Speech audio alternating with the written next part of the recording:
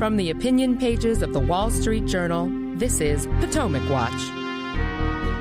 Virginia goes into the home stretch of its statehouse elections, and could a GOP victory there nudge Governor Glenn Youngkin into the 2024 presidential race? Plus an update on the speakerless House of Representatives as Republicans on Thursday call off a third vote for Jim Jordan. Welcome, I'm Kyle Peterson with the Wall Street Journal. We are joined today by my colleagues, columnist Alicia Finley and editorial board member Kate Batchelder-Odell.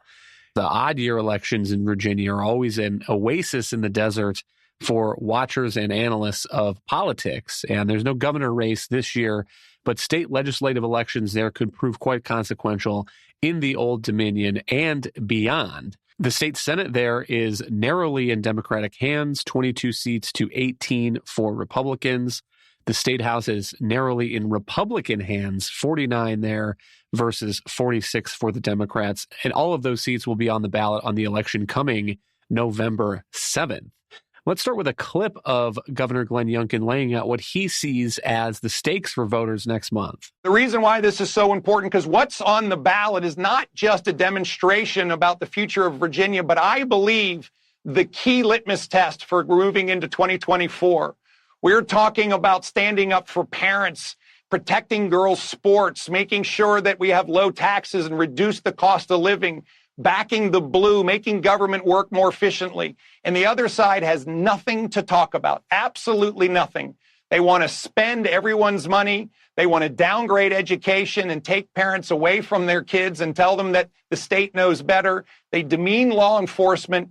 And most importantly, they don't respect our democracy because they want to mandate and tell everybody what to do. This probably won't be the last time we are talking about these Virginia elections before November 7th. But Alicia, the Journal's editorials today include a discrete point on one policy difference that is essentially on the ballot and facing voters next month. Give us that story. So it's interesting that Glenn Youngkin had just basically attacked Democrats, saying that they want to mandate what you do and basically direct your lives. And that's basically what progressives believe in, is that government should exercise more control over how people live.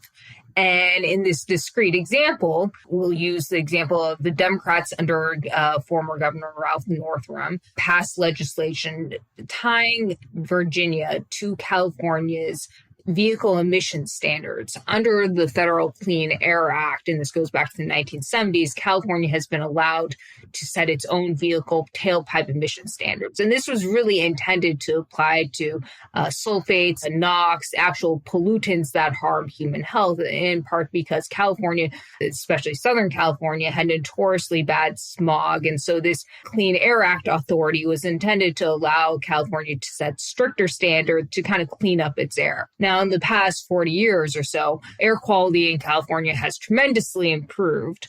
But California, the progressives, have essentially asked the Obama administration to grant a waiver so they could actually use the Clean Air Act authority to set their own emission standards for carbon dioxide and greenhouse gas emissions, which actually don't harm human health and they don't contribute to asthma.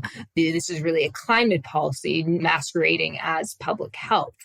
Now, California was granted this Clean Air Act waiver both by the Obama administration and the Biden administration. President Trump tried to roll it back, but then Mr. Biden reinstated it. And under this authority, any other states that want to can follow California's standards.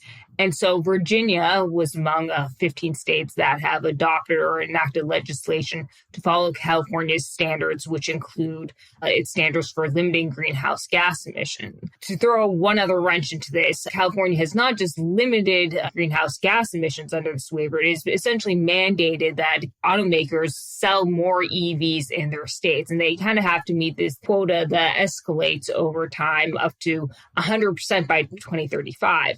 So the California Air Resources Board essentially banned internal combustion engine sales for new cars by 2035 and required that all new cars that are sold in the state by that time have to be electric vehicles or actually plug-in hybrids, which are kind of a halfway house between a hybrid and electric vehicle. Or they could also be hydrogen or fuel cell cars, but very few automakers produce those. Now, again, Virginia, the Democrats actually passed this law in 2021, tying their state's standards to California's. And that was actually, ironically, before California imposed this EV mandate. Now, fast forward a couple of years, the Republicans gained the House of Delegates, and Glenn Youngkin won in 2021. And they've been pushing to repeal this internal combustion engine ban and untether Virginia from California's law. And earlier this year, the House of Delegates passed legislation to do so. And it came up to the Senate then, and in a committee, Monty Mason, who was a Democrat who represents the Williamsburg area, killed it. So he didn't let it pass out of committee. Now, Glenn Youngkin has continued to push to repeal this law, but it's basically he can't do this as long as Democrats control the state Senate. So again, this is just one very discrete example of how essentially Democrats, as long as they control the Senate, are using their power to dictate all kinds of things to Virginians and control how they live. Here are a couple of the figures from this editorial that stuck out to me. It says that electric vehicles are less than 0.5% of the cars on Virginia's roads. And that obviously has to do with a lot of legacy older vehicles that are still driving around. But electric vehicles were still only about 10% of sales in Virginia in the first quarter of 2023.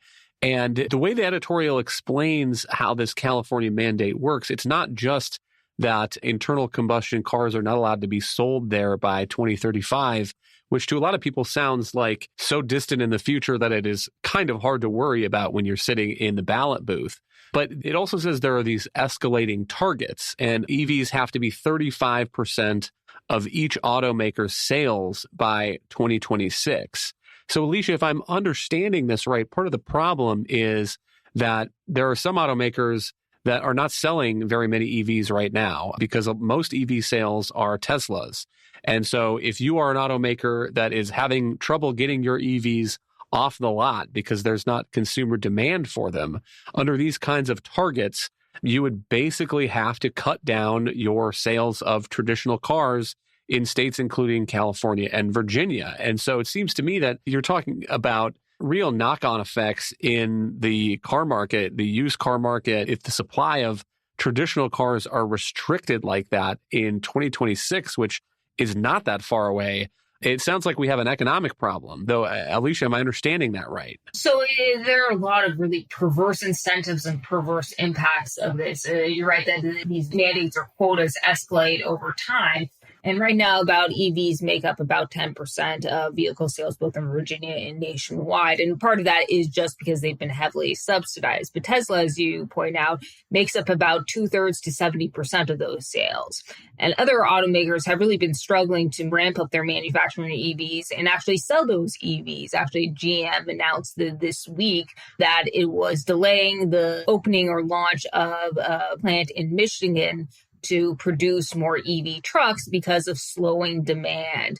And you're actually seeing the demand for EVs really plateau. You had a bit of a ramp up from 2021 to 2020 and this year. And ironically, that was partly because there was very little supply, or the supply of gas-powered cars was actually very restricted. And part of that had to do with the chip shortage. But the demand for EVs is kind of plateauing. And so this raises a conundrum for automakers who have to meet these escalating quotas. One option is to buy regulatory compliance credits from EV makers like Tesla or Rivian, but that essentially requires them to subsidize their competitors here. And so that's something that they might not want to do. Another option is to produce the EVs and slash the prices and lose a lot of money on these EVs just to try to sell them, get them off the lots. But they're already losing a lot of money. I think Ford, in the second quarter, it lost about almost 100% on every EV it sold. I think its negative operating margin is now down to around negative 40%, but that still means it's losing tens of thousands of dollars on every EV. And then the third option is just to reduce the amount of gas-powered cars that they sell in the state. Interestingly, Stellantis has already sent out a notice to its dealers in these California states or states that have announced that they're following California's rules, that they're going to start to reduce shipments of the popular Jeeps to those states in order to meet or comply with their quotas. So this is already starting to happen. And then the result, of course, is whenever you restrict the supply or the supply falls, then the prices are going to go up. We actually saw that during the pandemic, and that was one reason why auto prices soared during the pandemic, was because of the lower supply for cars. Now, you mentioned older or used cars. Yeah, I do expect there to be very high demand, and you'll probably then see, of course, used car prices increase. Another funny anecdote was the Governor Phil Murphy's administration, which has also decided to follow California's lead, tried to make it out to be like, oh, well, we're still providing consumers plenty of choice because they can still buy used cars, or they can go out of state to another state that hasn't adopted California's mandates and buy cars there, which is very small consolation. So I guess if you're in Virginia, you could travel down to maybe North Carolina or South Carolina to buy a gas-powered car if you want one. But most people aren't going to want to do that.